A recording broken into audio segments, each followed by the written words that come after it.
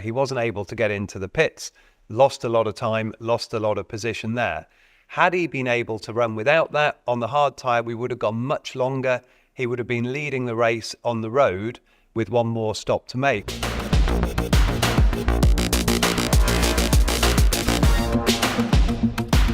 Why did we start Lewis on the hard tyre on a track where a virtual safety car or a safety car was a high probability at the start? Well, ahead of us deciding to definitely go on the hard tyre, we tried both the medium and the hard tyres on the laps to the grid. And Lewis found that they were both actually quite low grip, both difficult for warm-up. So he was pretty happy to go on the hard.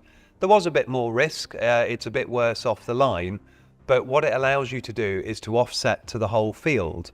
Now, he obviously lost additional places. Carlos bumped into him at turn 1 and spun him.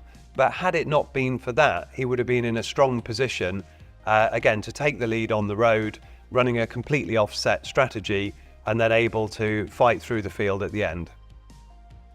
Why were the hard tyres performing so well despite the cold temperature? Well, the reason there is actually that the medium was really struggling. So when the temperatures get cold, you get this phenomenon called graining, where the tyre starts to fall apart at relatively low load. And that meant that the medium wasn't a particularly strong tyre.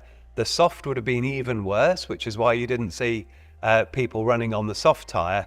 But the hard tyre is a strong enough rubber. It's got a bit less grip, but strong enough that it doesn't suffer that graining effect. And therefore you were able to run a good pace and, crucially, a very long stint on that tyre. What would have been the strategy, and where do we expect Lewis would have finished had he not had the puncture? Well, certainly the puncture was very costly because he had to do an entire lap with that puncture. He wasn't able to get into the pits, lost a lot of time, lost a lot of position there. Had he been able to run without that on the hard tyre, we would have gone much longer. He would have been leading the race on the road with one more stop to make. However, had the safety car occurred at the same point, Lewis would have had a very long stint on the medium tyre, so it would have been very difficult to get it to the end. So if everything was the same and it wasn't just for the puncture, we think that Lewis would have had a difficult finish doing such a long stint on medium. However, if there also wasn't the safety car, he could have been in a position where he was fighting close to a podium place. How was the error George's fault when he was clearly in front? Well, the crucial thing here is whether the car that's doing the overtaking, so in this case Max, is on the inside or the outside. And if you're on the inside, you only need to have your front wheel at least level with the other car's back wheel, that the outside car has to give you what's called racing room. Now, this isn't subjective, it's all written down in a guideline that the FIA produce around driving standards. The reason there was the collision, though, was just that George hadn't expected him to make the move there. He hadn't seen him, and at the point George commits to the corner, he unfortunately collected Max, caused both of them to see some damage, and then subsequently George had that penalty. Did the damage to George's car impact performance? Well, luckily it was only very slight, and to a level that we weren't able to pick up on the data, so really there was very little impact at all. What are our thoughts on Las Vegas venue and the race in general? Well, you would certainly say it's a unique place, it's a unique track, and a great new addition to the calendar. And for a first race, there's always going to be some teething problems, but overall, the event went off very well.